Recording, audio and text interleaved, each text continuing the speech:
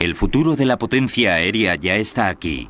Una revolución silenciosa en las fuerzas aéreas ha transformado el modo en que se luchan las guerras modernas. Los cambios originados por la tecnología han sido pocos y espaciados. El uso de rifles de precisión, las bombas, los barcos de hierro, los tanques y las tácticas de guerra relámpago se encuentran entre los más significativos. Los ejércitos denominan a este tipo de acontecimientos especiales revoluciones en materia de asuntos militares. Yo he vivido 3 casos específicos de revoluciones en materia de asuntos militares. Uno es el radar, que fue desarrollado por los británicos. Otra revolución en materia de asuntos militares se produjo en los años 70 y principio de los 80. Es la tecnología stealth de los llamados aviones invisibles. Y diría que la tercera revolución es el vehículo aéreo no tripulado. El vehículo aéreo sin piloto, o UAV, de acuerdo con sus siglas en inglés, es el mayor avance que ha experimentado la aviación desde que se dotó de armas a los primeros biplanos y se les mandó a luchar a la Primera Guerra Mundial.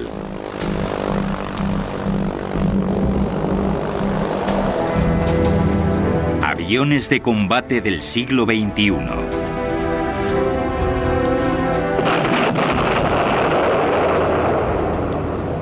El vehículo aéreo no tripulado, o UAV, constituye el próximo paso en la evolución de la historia de los aviones de combate. Significa un gran salto tecnológico hacia adelante que rivaliza con el motor de reacción, los vuelos supersónicos y los propios combates aéreos. Pero, ¿qué son estas aeronaves y qué las hace tan especiales? Un UAV o UAV es un vehículo aéreo no tripulado que se define como cualquier tipo de aeronave que no lleve a nadie a bordo, que vuele sin piloto. Un UAV puede ser desde un avión de observación pasiva de lo que sucede en tierra hasta un agresivo caza de combate. Constituye un activo clave para las fuerzas aéreas modernas. Los UAV contemporáneos pueden ser totalmente autónomos. Podemos programar los ordenadores de a bordo para que arranquen, maniobren, despeguen, vuelen, cumplan una misión, vuelvan, aterricen, maniobren y se apaguen. El concepto de vehículo aéreo sin piloto es tan antiguo como la propia aviación.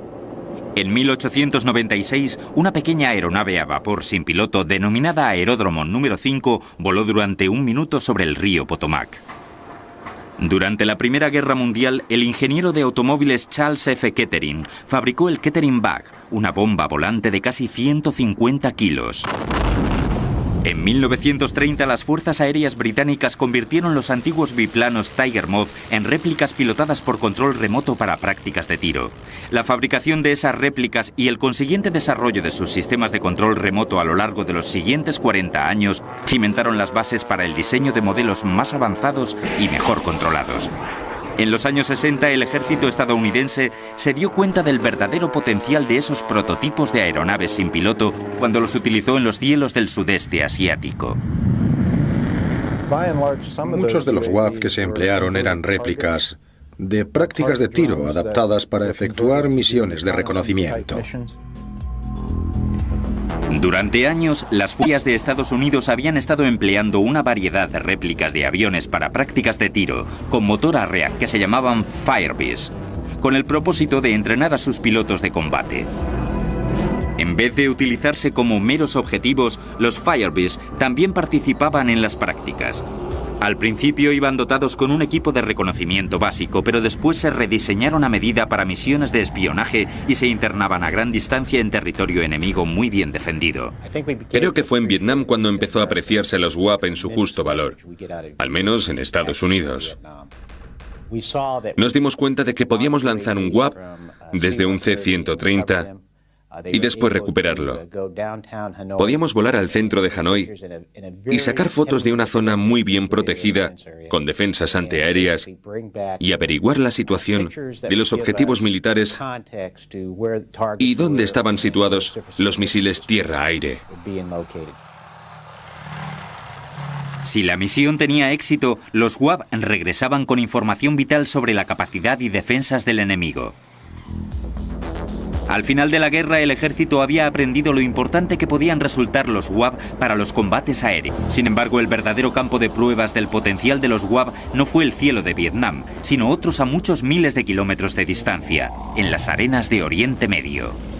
En 1973, la guerra dejó un gran trauma para las fuerzas aéreas israelíes, que se vieron obligadas a hacer uso de los UAV.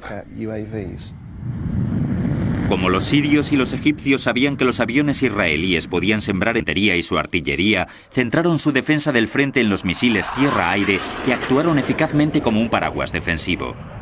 Las fuerzas aéreas israelíes tuvieron que pagar un alto precio por esas defensas antiaéreas.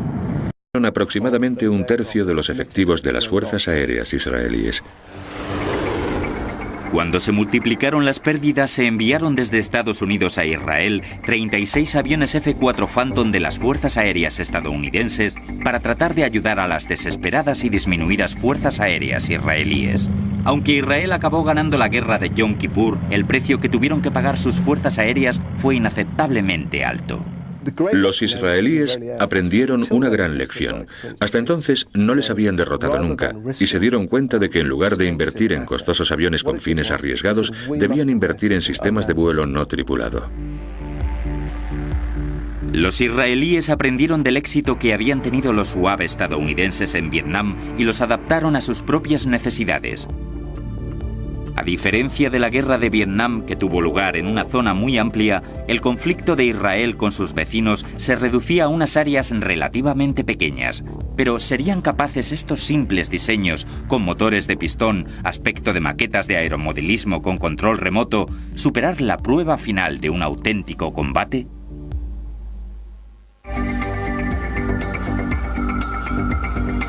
A principios de los años 80, el Líbano se vio desangrado por una violenta guerra civil. El vecino norteño de Israel era la base de operaciones de la OLP, la Organización para la Liberación de Palestina, el enemigo más peligroso y persistente de la nación judía. Para complicar la creciente tensión, Siria, el antiguo adversario de Israel en la guerra de Yom Kippur, instaló baterías de misiles tierra-aire en el valle de Bekaa, del Líbano. El 6 de junio de 1982, Israel invadió el Líbano con más de 60.000 soldados y 1.200 tanques en una ofensiva bautizada con el nombre en clave Operación Paz para Galilea. Los reactores israelíes prestaron su apoyo a la artillería desde el cielo. Mientras tanto, en el valle de Bekaa, los misiles tierra-aire sirios esperaban silenciosamente a sus presas. La operación Paz para Galilea fue la culminación de 9 años de un cuidadoso desarrollo de la tecnología UAV israelí. Los UAV jugaron un papel crucial en la invasión y en los combates aéreos. Debido al terrible trauma causado por las pérdidas de aviones y a la lección aprendida en la guerra de Yom Kippur, los israelíes habían invertido tiempo, recursos y conocimientos en tecnología UAV. Se había desarrollado su capacidad de reconocimiento, su efecto sobre la táctica y su integración en el ejército. Entonces se puso a prueba su eficacia en el campo de batalla. Los israelíes utilizaron sus UAV de forma muy inteligente. Los utilizaron como reclamo y para producir interferencias. Les dotaron de equipo para producir interferencias, para vigilar y reconocer el terreno, para dirigir la artillería y para coordinar los ataques aéreos. Los UAV demostraron su valor en la operación por la paz en Galilea. Actuaban como ojeadores aéreos e informaban a los comandantes de la precisión de una formación de artillería. Pero los UAV obtuvieron su mayor victoria contra los misiles sirios del valle de Bekaa. Los sirios pensaban que los pequeños y sencillos aviones de hélice eran reactores de combate israelíes y creían que estaban siendo atacados desde el aire. Los UAV que patrullaban todo el valle obligaron a los sirios a abrir sus bases de lanzamiento y a encender los radares, revelando todas sus posiciones. Igual que ocurre con una linterna que se enciende en un cuarto oscuro para buscar algo, Las instalaciones de lanzamiento de misiles tienen que encender el radar para localizar su objetivo y, como sucede con las linternas, al hacerlo acaban revelando su posición. En solo 10 o 15 minutos, 19 de las 23 bases de lanzamiento de misiles resultaron asoladas por una combinación de ataques aéreos, artillería y fuerzas especiales. Los UAV desempeñaron un papel clave en la batalla, y esta operación en conjunto se convirtió en emblemática para todas las misiones posteriores. Los UAV fueron tan eficaces para engañar a las defensas antiaéreas sirias que se rumorea que a uno de los UAV le dispararon hasta 28 misiles tierra-aire y todos ellos fallaron. Los israelíes no podían haber soñado mejores resultados. Fueron los primeros que se dieron cuenta de que podían utilizar los UAV para engañar a las defensas antiaéreas y obligarlas a revelar su posición sin tener que arriesgar sus costosos aviones de combate. Una vez que se localizaron las bases de misiles y se destruyeron las defensas antiaéreas, las fuerzas aéreas israelíes pudieron actuar con total impunidad. Los aviones sirios fueron una presa fácil para los israelíes. El ratio de intercambio de disparos fue de 80-0. Las fuerzas aéreas israelíes fueron capaces de derribar prácticamente todo lo que les atacaba de forma casi ilimitada. Creo que ese conflicto sirvió de ejemplo del uso de los UAV y del valor que tienen para los combates. De hecho, poco después, en 1985, el ejército estadounidense compró al ejército israelí el Pioneer. Desde entonces hemos contado con esta tecnología y la hemos aplicado en muchas ocasiones en conflictos armados de todo el mundo. El Pioneer es un UAV muy sencillo.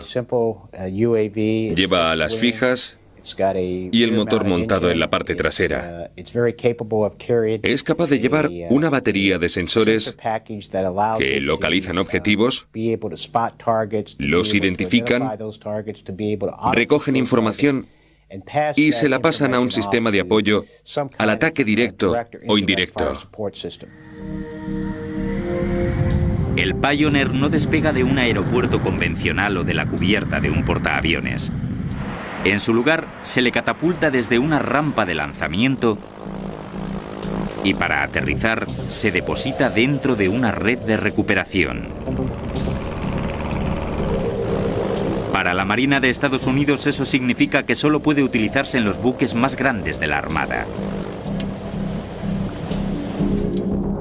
Los desplegamos a bordo de lo que nosotros llamamos buques de categoría L, como portahelicópteros de cubierta grande y buques de transporte de tropas, pero también en barcos de guerra, como se hizo en la operación Tormenta del Desierto.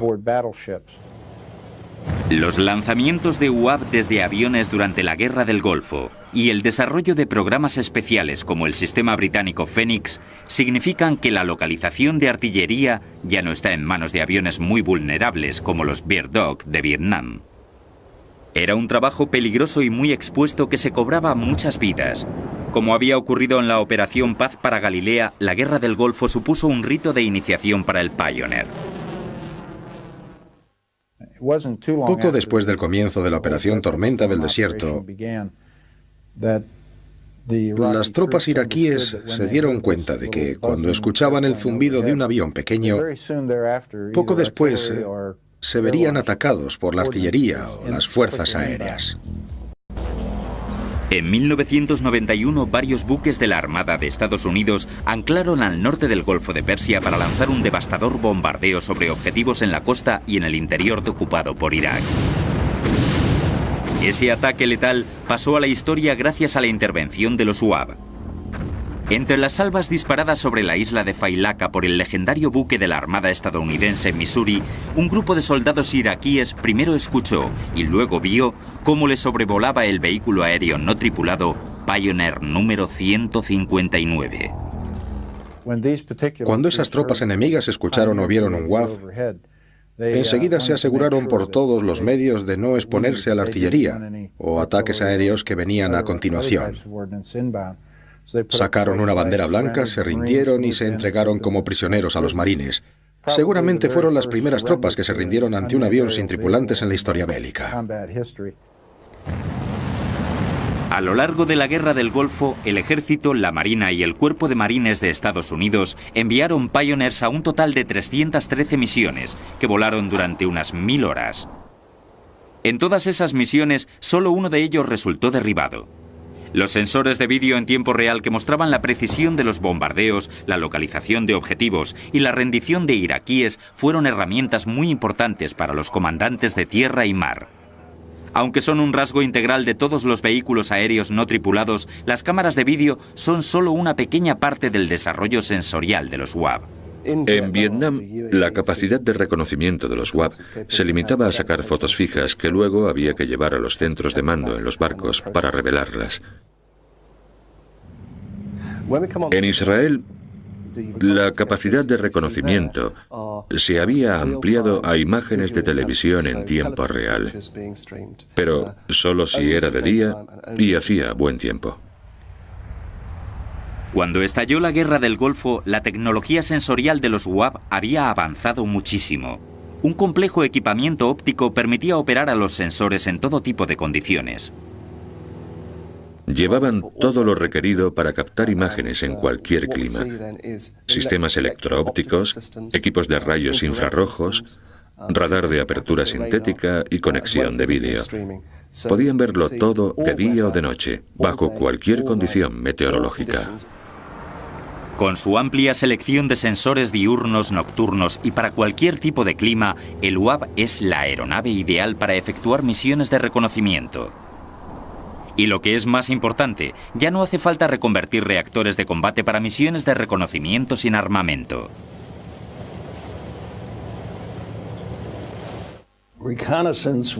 Las misiones de reconocimiento constituían un problema muy grave para el ejército. Tenían que reconvertir aviones armados tácticos e instalarles cámaras, con lo cual dejaban de ser útiles para el combate. No eran muy populares entre los pilotos. Un avión sin armamento no puede defenderse, puede ser derribado con facilidad por el enemigo y la información que pueda haber recogido se pierde. Otra dificultad para recopilar datos es la velocidad. Los aviones de reconocimiento vuelan deprisa y a gran altura y pueden pasar por alto ciertos objetivos vitales. Los aviones de reconocimiento clásicos vuelan a gran velocidad y puede que no vean algún objetivo, pero si se mantienen volando durante periodos muy largos, es más fácil que observen más cosas. La primera y nueva generación de vehículos aéreos no tripulados, diseñada con ese propósito, fue la heredera de los UAV israelíes y norteamericanos de la Guerra del Golfo que la había precedido. El propietario de General Atomics quería introducirse en el negocio de los UAV. Fabricamos un prototipo de demostración llamado GNAT 750. El GNAT 750 se fabricó para la CIA de Estados Unidos. El objetivo para el que se diseñó fue la vigilancia y captación de primeros planos en detalle del conflicto que entonces se estaba produciendo en Yugoslavia.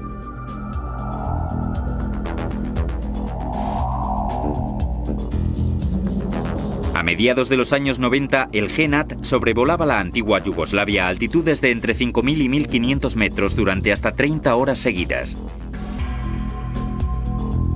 El éxito del GNAT durante el conflicto yugoslavo condujo a la creación de un nuevo UAV.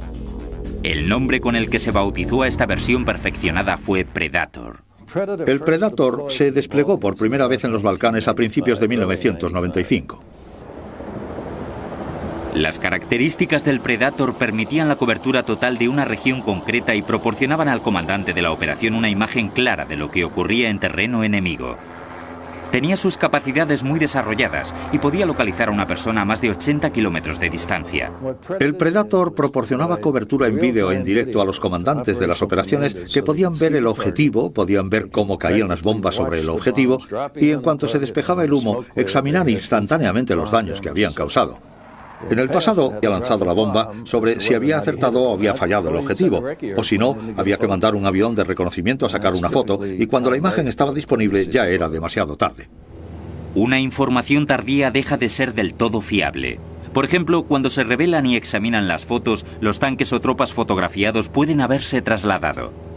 Un rasgo adicional de la ya de por sí avanzada tecnología punta del Predator fue la incorporación del moderno SAR, o radar de apertura sintética. Las cámaras del SAR pueden atravesar las nubes, la lluvia, la nieve, el follaje e incluso los tejados. A los bandos rivales de Yugoslavia apenas les quedaban lugares en los que esconderse a la mirada ubicua del Predator. Proporcionaba imágenes nunca vistas.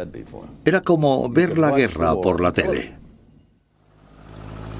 Pero ahora el Predator tiene que cazar algo nuevo. No se trata del enemigo tradicional, se trata de una amenaza asimétrica. Posiblemente vamos a tener que luchar en las ciudades, en las cuevas y en las sombras. Desde los atentados del 11 de septiembre, el mundo centró su atención en el grupo terrorista Al-Qaeda. Sin tropas ni armamento, oculto en las abruptas montañas de Afganistán, Al-Qaeda constituye un objetivo difícil por su movilidad. Gracias a su autonomía de vuelo de 40 horas, el Predator es el instrumento ideal para encontrar al adversario que se esconde en los profundos valles y las solitarias cuevas de Afganistán.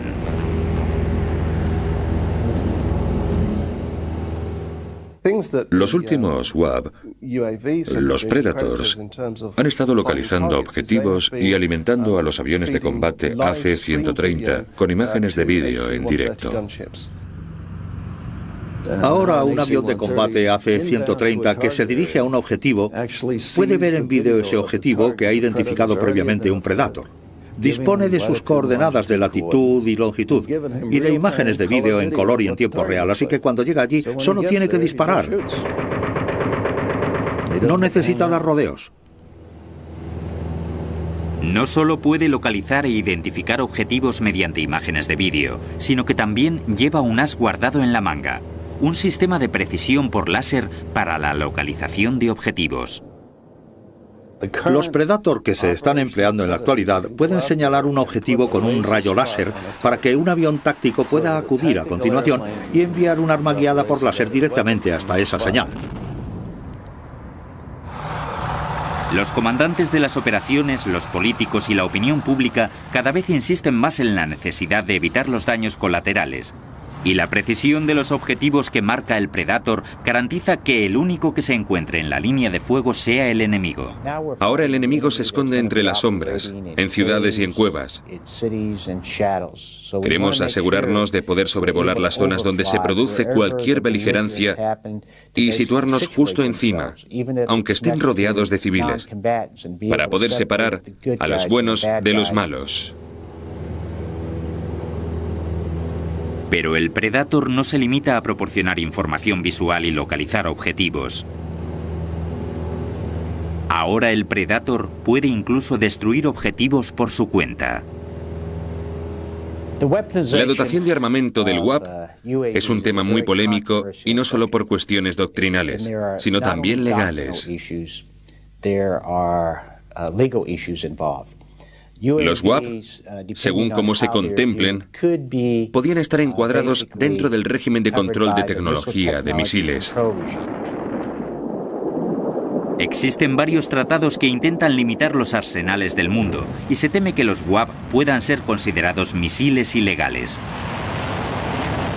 Hemos firmado el Tratado de Control de Tecnología de Misiles, pero hay que diferenciar entre misiles y entre vehículos aéreos no tripulados. El UAV está programado por el hombre para regresar al punto de partida y reutilizarse en misiones de diverso contenido. El Predator está diseñado para ser un instrumento de información, vigilancia y reconocimiento. Pero más adelante, el programa consideró que se le podía dotar de armamento por si detectaba un objetivo de interés crítico y no había tiempo para enviar un avión pilotado, artillería o cualquier otro tipo de arma. El Predator debía tener algún tipo de capacidad destructora para no perder esa ocasión.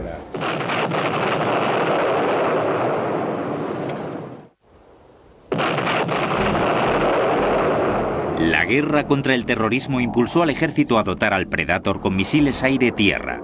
Pasó de ser una eficaz herramienta de reconocimiento a convertirse en un arma letal. Ahora tenía capacidad no solo para localizar objetivos, sino también para atacarlos y destruirlos de forma independiente. La primera vez que el Predator se utilizó en un combate fue en la campaña afgana. Como el misil Predator está diseñado para destruir objetivos de tipo tanque y artillería, el misil Hellfire constituía su arma de elección natural. El Predator es un agente clave en la guerra contra el terrorismo. En la guerra de Afganistán hubo 2 Predator volando permanentemente las 24 horas del día durante 7 u 8 meses. A pesar de su éxito, el Predator no fue el único UAV que sirvió en la guerra de Afganistán. El Global Hawk, equipado con motor de reacción que vuela a una altitud de 20.000 metros, constituye otro par de ojos aún más valioso para el ejército estadounidense. La idea fue enviar el mismo tipo de avión sin tripulante a una altitud muy superior para efectuar básicamente misiones parecidas. La presencia del Global Hawk sobre Afganistán proporcionó a las tropas norteamericanas una visión inédita del campo de batalla. Este UAV vuela al doble de altura que los aviones civiles. Tiene una envergadura de ala de casi 35 metros y puede escanear superficies de hasta 120.000 kilómetros cuadrados. Desde la gran altura a la que vuela puede distinguir tipos de vehículos, aeronaves y bases de misiles. Si el Predator puede registrar una zona, el Global Hawk puede examinar un país entero. Estamos anonadados por el éxito del Global Hawk. Es un avión muy estable. En Afganistán cumplió 18 misiones. La autonomía de vuelo de 36 horas seguidas del Global Hawk, combinada con su equipamiento sensorial de alta tecnología, significan que la vigilancia y el reconocimiento pueden mantenerse las 24 horas del día, 7 días a la semana. Eso supone que el enemigo ya no tiene dónde esconderse. El nivel de automatización del Global Hawk significa que se encuentra perpetuamente disponible para acudir a cualquier lugar donde se le necesite. Ahora que nos enfrentamos a la guerra contra el terrorismo, el Global Hawk puede desplegarse en cualquier lugar del mundo en cuestión de horas. Con la capacidad de volar a cualquier parte del mundo gracias a sus sistemas preprogramados, el Global Hawk resulta extremadamente versátil en lo que respecta a dónde puede enviarse y la preparación que necesita. Una vez situado sobre un espacio aéreo en particular, el Global Hawk puede asumir una trayectoria de vuelo circular y vigilar constantemente la zona. Esto no solo le proporciona al ejército una mayor libertad para operar UAV en misiones de ataque o reconocimiento. También reduce considerablemente las consecuencias políticas de la pérdida de una aeronave.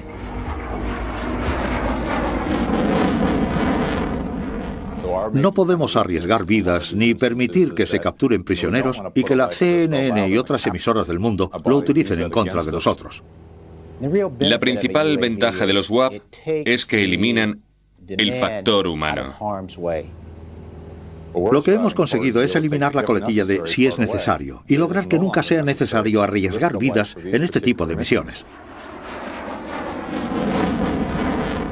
En 1995, el capitán Scott O'Grady, piloto de un F-16, fue derribado en los Balcanes y la consiguiente misión de búsqueda y rescate duró 6 días y supuso una gran crisis.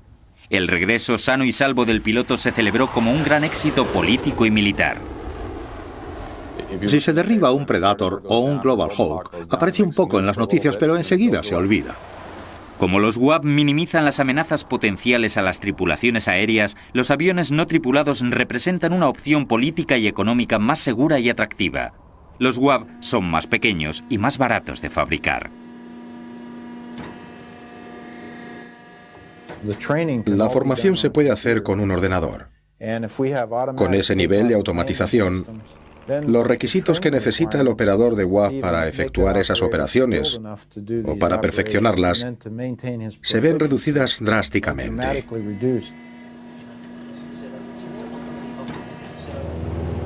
Aunque alguien sin experiencia de vuelo previa podría aprender a operar un UAV en relativamente poco tiempo, el ejército prefiere emplear pilotos profesionales.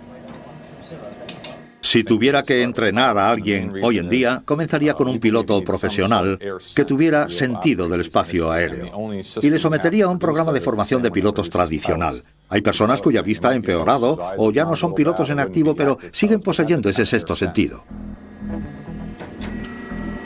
Aunque los UAV necesitan pilotos que los guíen por control remoto, existe un modelo más avanzado de aeronave no pilotada que se encuentra en fase de desarrollo y que no requiere que la piloten por control remoto. Se llama UCAV o UCAV.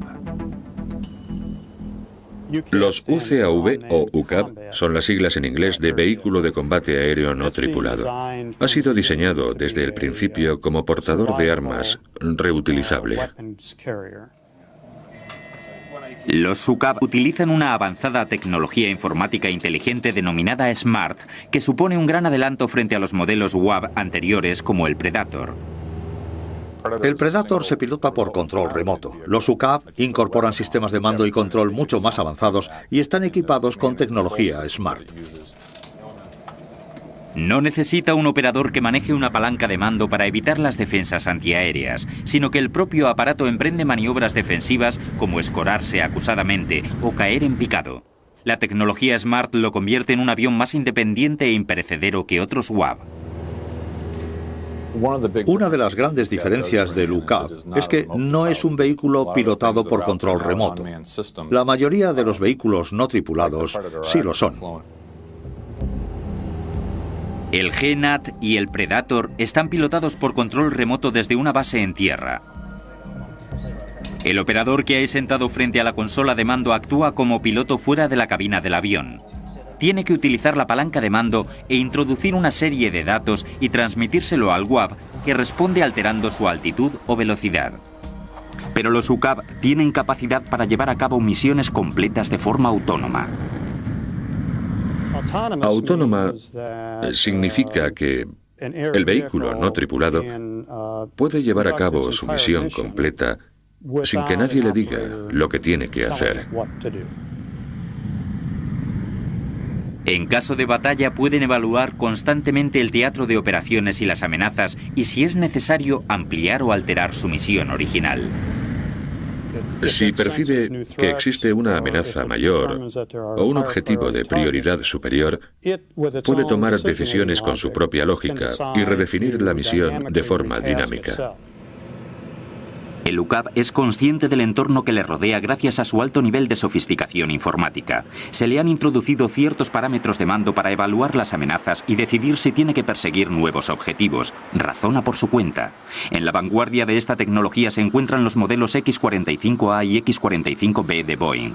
El X-45A, a efectos prácticos, es similar a un avión con un piloto en la cabina, pero sin piloto ni cabina.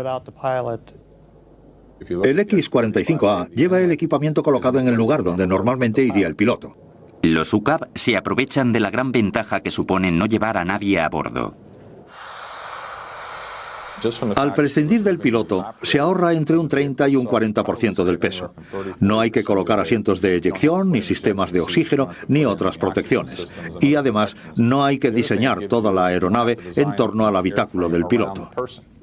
En teoría, podemos diseñar un UCAV con una tolerancia a las fuerzas de la gravedad de 20 o 30 Gs, mientras que en un avión de combate pilotado habría que reducirla a 8 o 9 Gs por culpa del factor humano.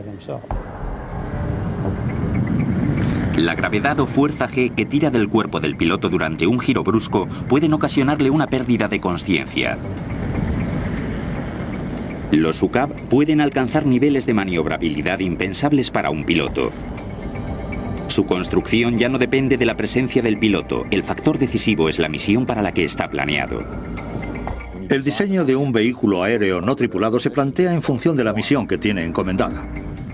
Al no tener piloto, el ejército y el gobierno no dudan en enviarlos a la vanguardia de los aviones pilotados.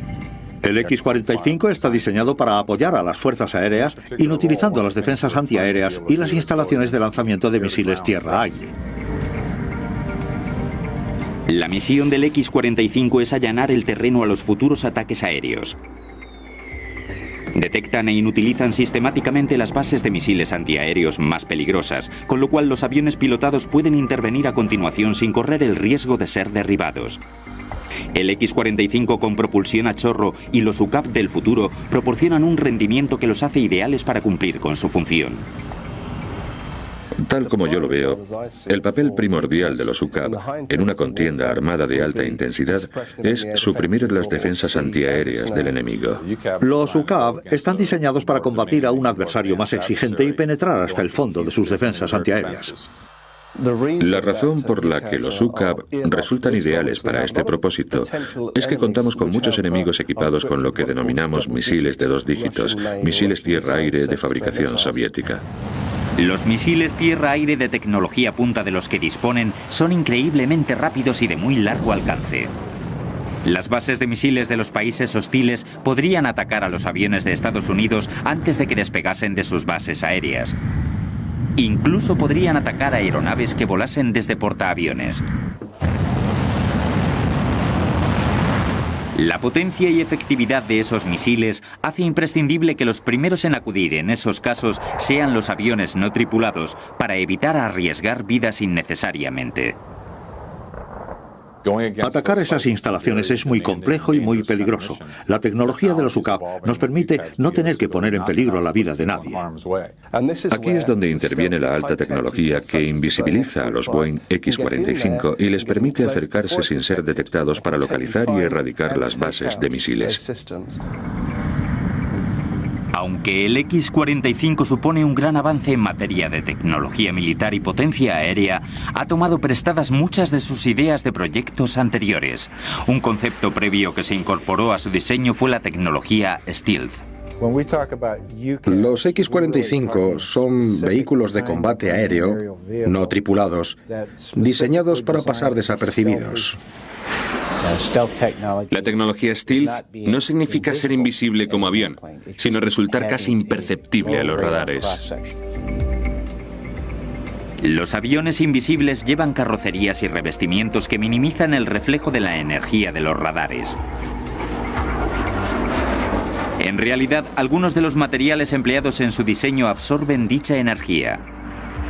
El resultado es que apenas son detectables por los radares. Los aviones furtivos son muy difíciles e incluso imposibles de detectar por el enemigo. Y si no se les detecta, no se les puede disparar misiles. La tecnología Stealth va a continuar jugando un papel clave en el diseño de UAV o UCAV que están concebidos para penetrar en zonas de alto riesgo. Se pueden utilizar en los primeros días o incluso en las primeras horas de una guerra de alta intensidad.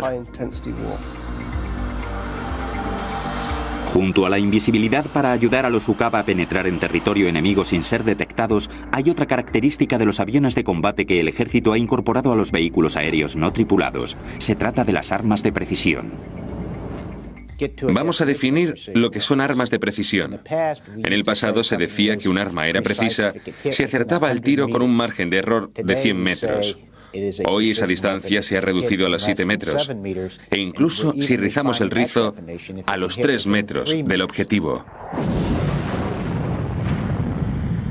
El uso concertado de armas de precisión modernas se remonta a la guerra de Vietnam, durante la que se desarrolló la bomba de precisión que se dirigía a un punto concreto señalado con un rayo láser.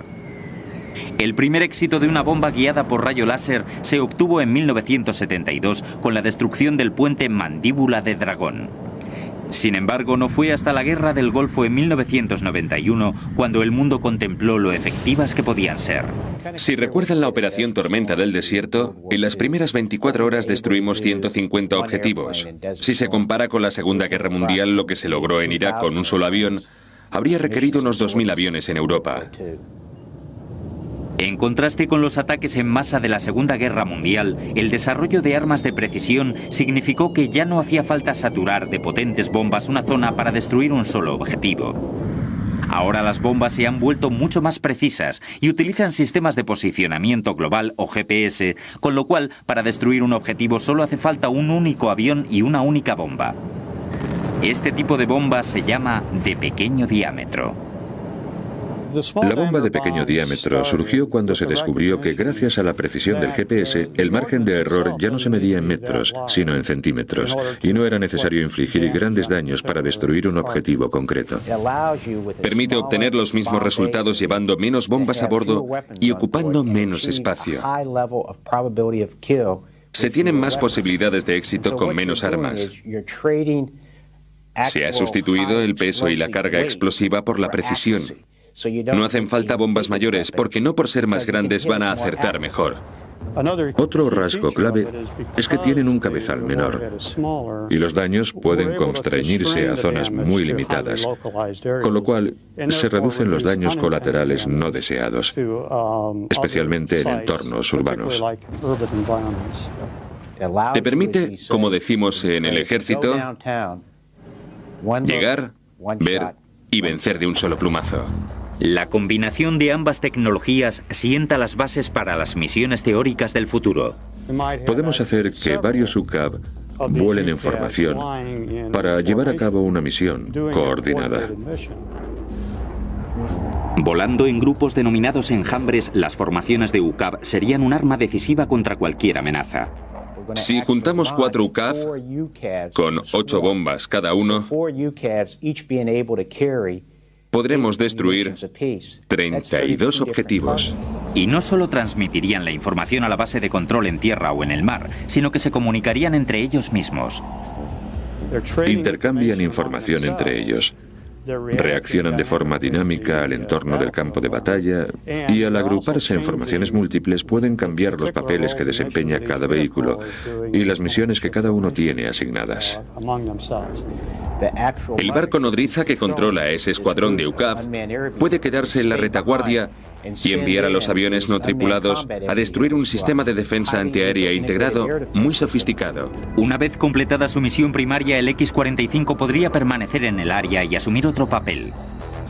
Cuando terminan, pueden quedarse allí y situarse en órbita para jugar un papel más bien defensivo y ayudar a los aviones pilotados cuando lleguen, si se les ha pasado por alto alguna defensa antiaérea, que entre en juego al ver aparecer más aviones. La misión principal de los eficaces UCAV se centra actualmente en destruir defensas antiaéreas. Pero ¿cuál es el siguiente paso en su evolución?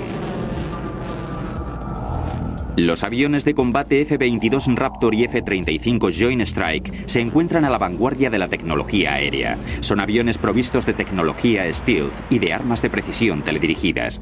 Pero su desarrollo futuro puede estar en entredicho ahora que los UCAV se encuentran casi en igualdad de condiciones. ¿Podrían ser estos dos modelos los últimos aviones de combate tripulados? En los años 80 e incluso a principios de los 90, no disponíamos de esta tecnología en materia de vehículos aéreos no tripulados.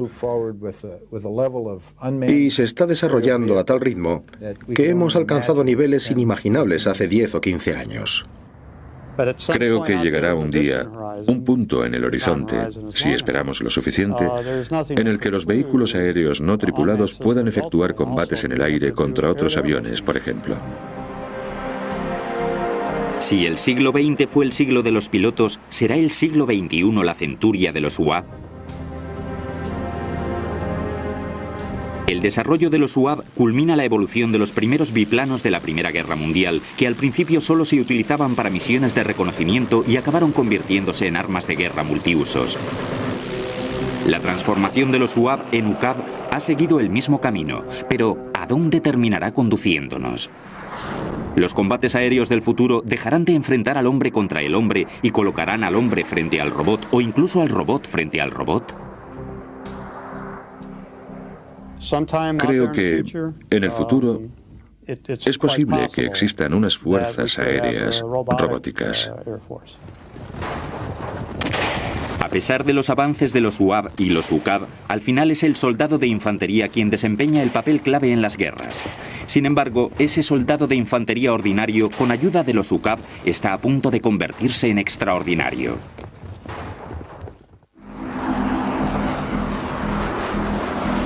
A pesar del alto nivel de sofisticación y potencia alcanzado por los UCAV, las guerras no se libran y se ganan solo en el aire. Aunque los bombardeos aéreos sobre Irak en la Guerra del Golfo resultaron decisivos, fueron los esfuerzos de las tropas de tierra, como en todas las guerras, los que al final inclinaron la balanza.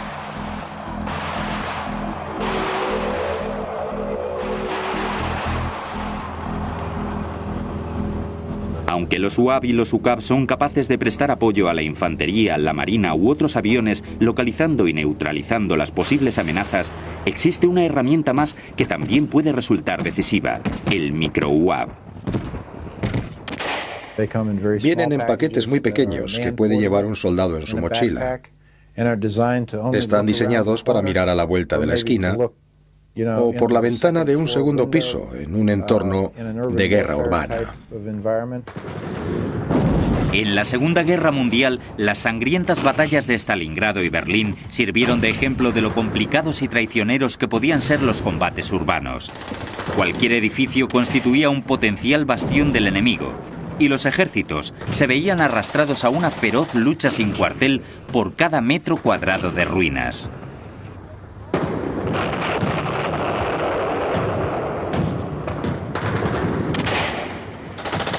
Si estás en medio de una batalla urbana y necesitas ver lo que hay a la vuelta de la esquina y destruirlo, puedes lanzar uno de esos pequeños UAV, que sale volando como un pájaro o un insecto, y echa un vistazo por ti. Los micro-UAV pueden transmitir imágenes a una pantalla y no solo ayudar a un pelotón de soldados en un ambiente urbano, sino también actuar como una especie de recolector de información permanente y discreto.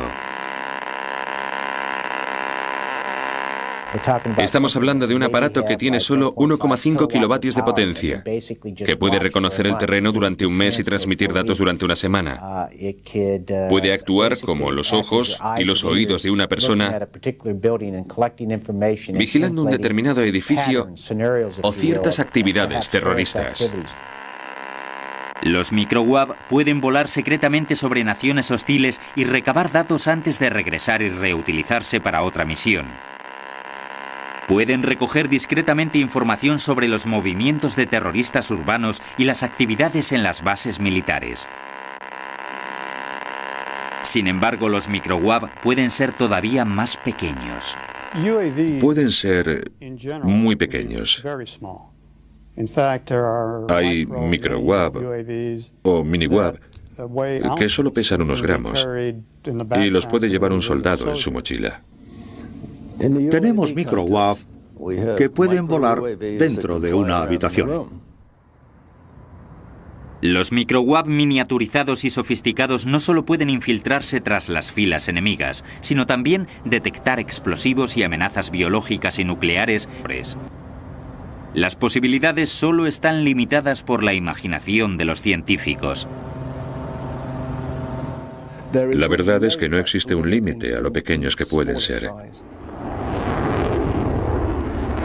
Desde los cielos sobre las selvas de Vietnam, a los desiertos de Israel, Líbano e Irak, pasando por las estériles montañas de Afganistán, el fenómeno de la aviación no tripulada no solo ha sorprendido e impresionado a los combatientes modernos, sino también a sus enemigos, lo cual es más importante. Grandes operaciones de las campañas presentes y futuras pueden llevarse a cabo por control remoto o incluso de forma autónoma. El riesgo para la vida humana, civil o militar no cesa de disminuir. Ahora la información resulta a veces más importante que el poderío militar. Un aparato que cabe en un maletín podrá llevar a cabo arriesgadas operaciones de espionaje en territorio hostil.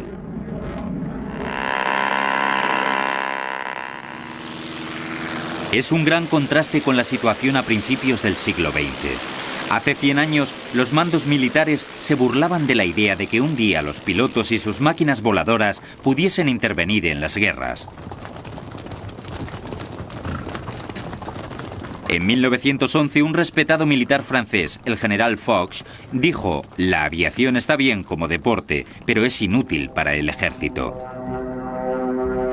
Hubo un tiempo en el que la aviación militar se despreciaba y se mantenía relegada al margen, pero desde entonces se ha desarrollado hasta convertirse en una fuerza muy potente. Ahora es la forma preferida de atacar al enemigo. Con los vehículos aéreos no tripulados, los ejércitos del futuro tal vez se encuentren en condiciones similares a sus homólogos de hace 100 años. Sin aviones de guerra tripulados y sin pilotos. La tradición de enviar al hombre a la guerra puede que se convierta en un simple recuerdo en cuestión de un par de generaciones.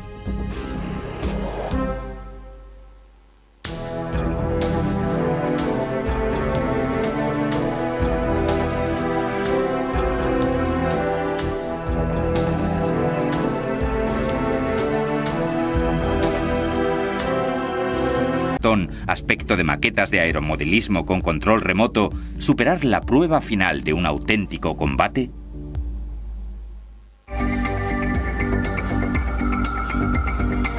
A principios de los años 80, el Líbano se vio desangrado por una violenta guerra civil. El vecino norteño de Israel era la base de operaciones de la OLP, la Organización para la Liberación de Palestina, el enemigo más peligroso y persistente de la nación judía.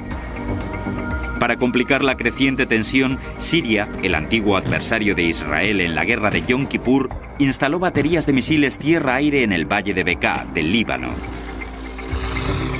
El 6 de junio de 1982, Israel invadió el Líbano con más de 60.000 soldados y 1.200 tanques en una ofensiva bautizada con el nombre en clave Operación Paz para Galilea. Los reactores israelíes prestaron su apoyo a la artillería desde el cielo. Mientras tanto, en el valle de Bekaa, los misiles tierra-aire sirios esperaban silenciosamente a sus presas. La operación Paz para Galilea fue la culminación de 9 años de un cuidadoso desarrollo de la tecnología WAP israelí. Los WAP jugaron un papel crucial en la invasión y en los combates aéreos. Debido al terrible trauma causado por las pérdidas de aviones y a la lección aprendida en la guerra de Yom Kippur, los israelíes habían invertido tiempo, recursos y conocimientos en tecnología WAP. El vehículo aéreo no tripulado o WAP constituye el próximo paso en la evolución de la historia de los aviones de combate. Significa un gran salto tecnológico hacia adelante que rivaliza con el motor de reacción, los vuelos supersónicos y los propios combates aéreos. Pero, ¿qué son estas aeronaves y qué las hace tan especiales? Un UAV o WAP es un vehículo aéreo no tripulado que se define como cualquier tipo de aeronave que no lleve a nadie a bordo, que vuele sin piloto. Un WAP puede ser desde un avión de observación pasiva de lo que sucede en tierra hasta un agresivo caza de combate.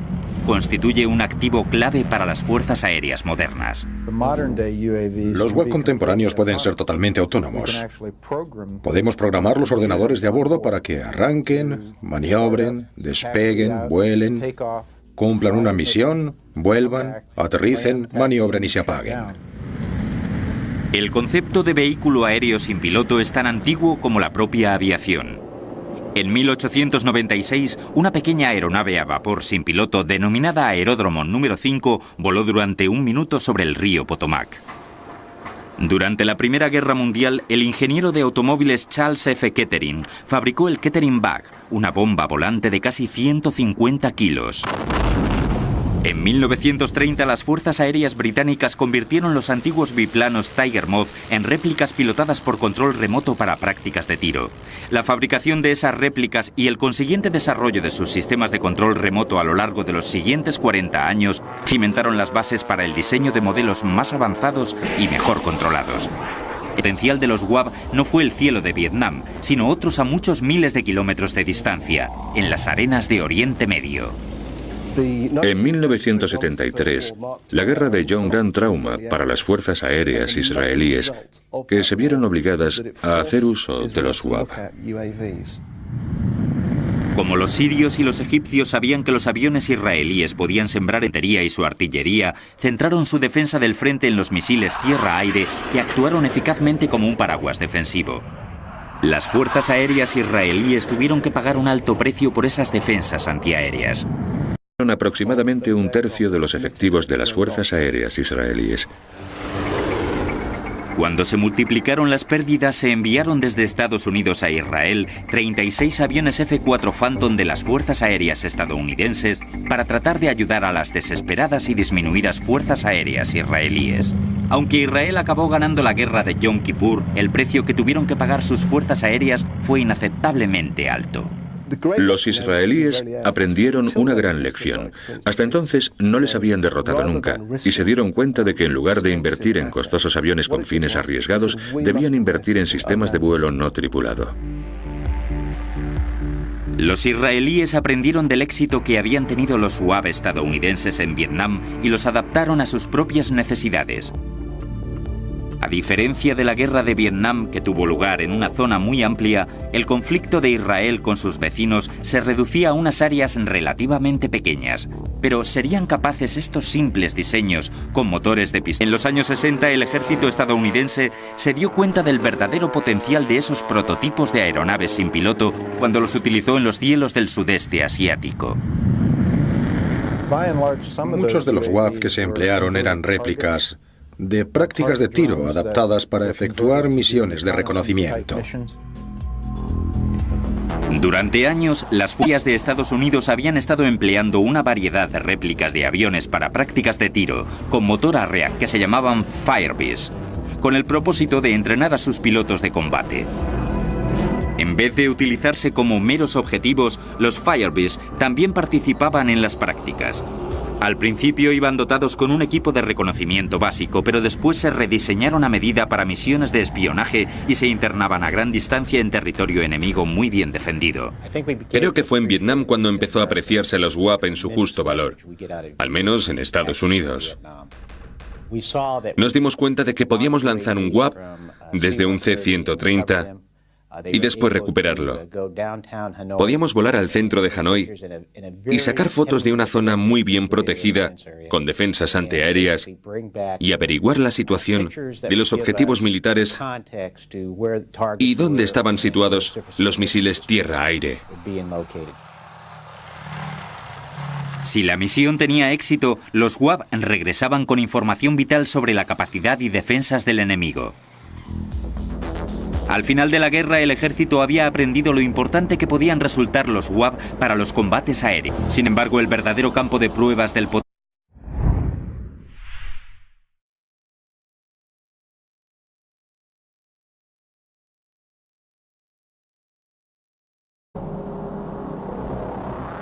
El futuro de la potencia aérea ya está aquí.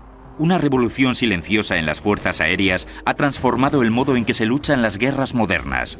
Los cambios originados por la tecnología han sido pocos y espaciados.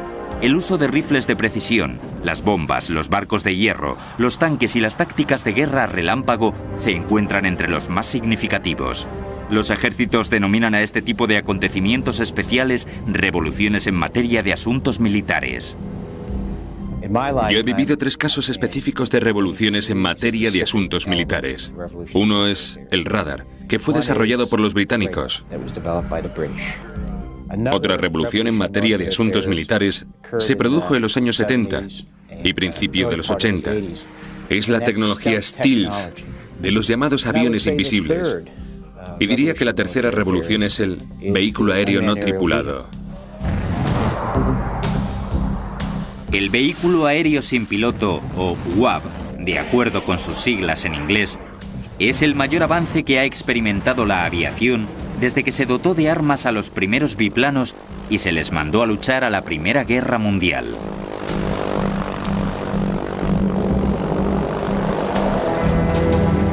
Aviones de combate del siglo XXI.